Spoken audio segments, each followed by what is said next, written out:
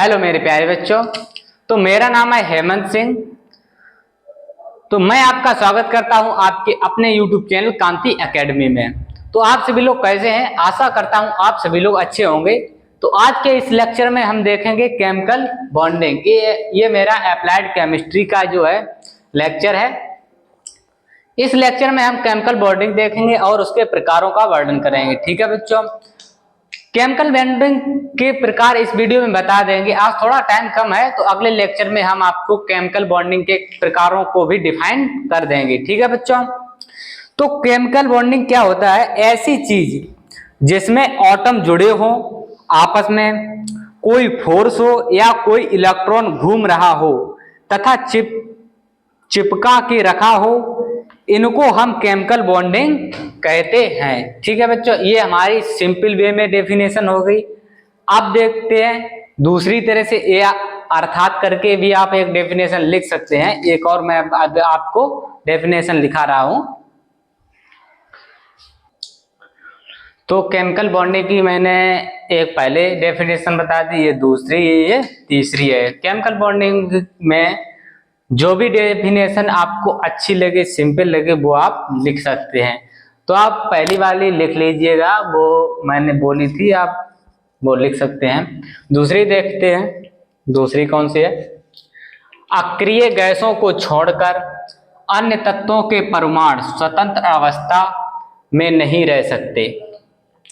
ये परमाणु आपस में रासायनिक संयोग करके अधिक अस्थायी अणु बनाते हैं।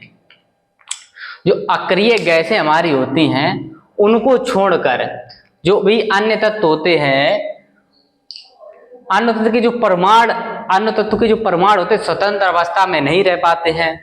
तो ये जो परमाणु होते हैं रासायनिक संयोग करके एक स्थायी अणु बना लेते हैं। ठीक है, तीसरी डेफिनेशन देखते हैं।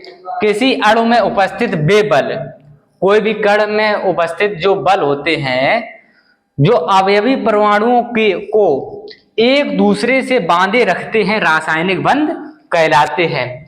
आशा करता हूं आपको केमिकल बॉन्डिंग जो है समझ में आया होगा। डेफिनेशन मैंने 3 डेफिनेशन जो है आपको बता दी हैं। आपको जो भी डेफिनेशन अच्छी लगे वो आप नोट कर लीजिएगा, या तीनों नोट कर लीजिए। जो भी सिंपल लगे वो आप याद कर सकते हैं, आप नोट कर लीजिए।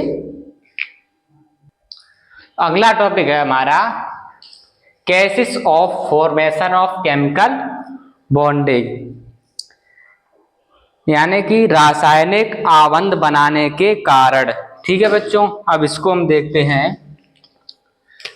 अक्रिय गैसों को छोड़कर प्रकृति में पाए जाने वाले अन्य सभी तत्व स्थायित्व प्राप्त करने हेतु अपने निकटतम तत्वों के परमाणु से साझेदारी करने का प्रयास करते हैं। परमाणुओं की स्थायित्व प्राप्त करने की यह प्रवृत्ति रासायनिक आबंध बनाने का कारण होता है। ठीक है बच्चों, तो इसके बाद अगला टॉपिक है हमारा संयोजकता एंड बैलेंसी।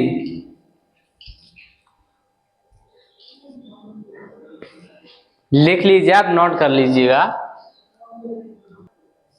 अगला टॉपिक है बैलेंसी। बैलेंसी यानी संयोजकता। संयोजकता क्या होती है समझते हैं। किसी तत्व की संयोजकता हाइड्रोजन के परमाणुओं की वह संख्या है जो उस तत्व के एक परमाणु से संयोग करती है। ठीक है बच्चों, तो बैलेंसी होती है हमारी, कोई भी आपका तत्व हो गया तो हाइड्रोजन के परमाणुओं की वह संख्या होती है जो उस तत्व के एक परमाणु से संयोग करती है। ठीक है बच्चों, अगला टॉपिक हम देखते हैं। तो अगला टॉपिक है हमारा इलेक्ट्रॉनिक थ्योरी ऑफ बैलेंसी। संयोजकता का इलेक्ट्रॉनिक सिद्धांत। ठीक है बच्चों, तो संयोजकता का इलेक्ट्रॉन सिद्धांत क्या कहता है हम देखते हैं। तो हम जो है ये सिद्धांत किसने दिया था और ये भी देखते हैं। तो सन 1916 में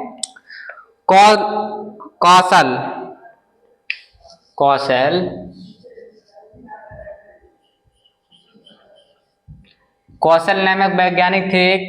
और आप लिखते जाइए, जो भी मैं बोल रहा हूं आप लिखते जाइए, मैं बोर्ड पर ये नहीं दिखाऊंगा ये टॉपिक, ठीक है बच्चों।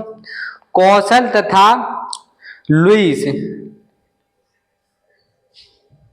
LEWIS, कौशल तथा लुईस ने रासायनिक बंधों की प्रकृति की व्याख्या करने के लिए तत्वों के इलेक्ट्रॉनिक विन्यास के आधार पर संयोजकता का एक सिद्धांत प्रस्तुत किया, जिसे संयोजकता का अष्टम नियम भी कहते हैं। इस सिद्धांत के अनुसार देखते हैं हम, पहला है, फर्स्ट पॉइंट डालकर लिखिएगा,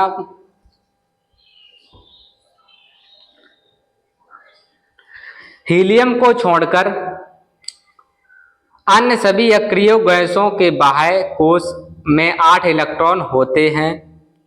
ये अस्थायी विन्यास है, ठीक है। आप दूसरा पॉइंट डालिएगा, आप दूसरा पॉइंट डाल के लिखिए, ऐसे तत्व जिनके बाह्य कोश में 8 इलेक्ट्रॉन नहीं होते हैं, वे अन्य तत्वों से संयोग करके स्थायी विन्यास प्राप्त का प्रयत्न करते हैं। अब तीसरा पॉइंट डालिएगा, परमाणु अपने बाह्य कोश को पूर्ण करने के लिए किसी परमाणु को इलेक्ट्रॉन देकर तथा किसी परमाणु से इलेक्ट्रॉन लेकर या 2 परमाणुओं के मध्य इलेक्ट्रॉनों की परस्पर साझेदारी करके या 2 परमाणुओं के मध्य इलेक्ट्रॉन की ऐसी साझेदारी द्वारा जिसमें साझे के दोनों इलेक्ट्रॉन की एक परमाणु द्वारा दिए गए अस्थायी विन्यास प्राप्त करते हैं।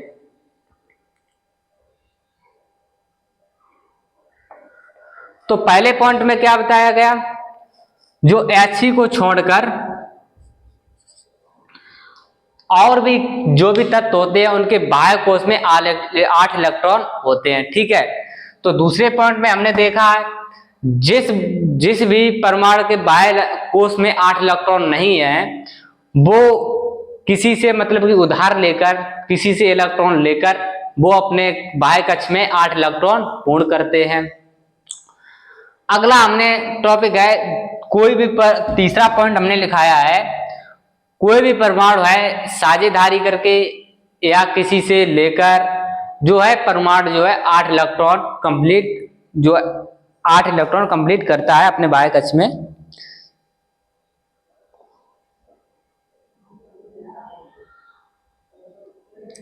अगला टॉपिक है हमारा टाइप्स ऑफ केमिकल बॉन्ड्स, ठीक है बच्चों। आप देखते हैं टाइप्स ऑफ केमिकल बॉन्ड, ठीक है। तो पहला है इलेक्ट्रो वैलेंट या आयनिक बॉन्ड, ठीक है बच्चों, जिसे हम हिंदी में कहते हैं विद्युत संयोजी या आयनिक बंध, ठीक है बच्चों। अगला है हमारा कोवेलेंट बॉन्ड या हिंदी में इसको कहते हैं सहसंयोजी बंध। और तीसरा है कोऑर्डिनेट बॉन्ड यानी उप सहसंयोजी बंध। चौथा है हमारा हाइड्रोजन बॉन्ड, इसको हिंदी में भी हाइड्रोजन बॉन्ड कहते हैं। आशा करता हूं आपको वीडियो पसंद आई होगी। अगर आप मेरे YouTube चैनल पर पहली बार आए हो तो चैनल को अवश्य सब्सक्राइब करें, क्योंकि यहाँ पर जो है फ्री क्लासेस प्रोवाइड कराई जाती हैं और यहाँ पर सिलेबस के अकॉर्डिंग जो है आपको टॉपिक पढ़ाए जाएंगे और चैप्टर एंड होने पर आपको उस चैप्टर के इम्पोर्टेंट जो भी क्वेश्चन होंगे वो असाइनमेंट के रूप में दिए जाएंगे और एग्जाम के टाइम पर important very most important question आपको यहाँ पर मिलेंगे, ठीक है बच्चों। अगर आप मेरे व्हाट्सएप ग्रुप पर नहीं जुड़े हैं तो मेरे पास SMS दिए, मेरा मोबाइल नंबर है 9369245781, ठीक है। आप इस पर SMS करिए व्हाट्सएप पर मैं आपको कांति एकेडमी फर्स्ट ईयर के ग्रुप में जोड़ दूंगा। ठीक है बच्चों, तो मैं आपके साथ इतनी मेहनत कर रहा हूं, तो आपको जो है लिखा लिखा कर जो है मैं यहाँ पर आपको वीडियो प्रोवाइड कर रहा हूँ।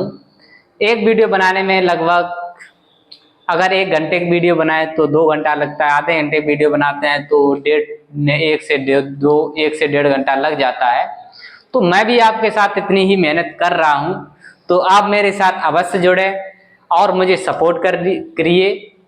तो मिलते हैं नेक्स्ट वीडियो में। टाइप्स ऑफ केमिकल बॉन्डिंग के जो टाइप हैं उनको डिफाइन करेंगे हैं अगले वीडियो में। ठीक है बच्चों, तो मिलते हैं नेक्स्ट वीडियो में, तब तक के लिए बाय।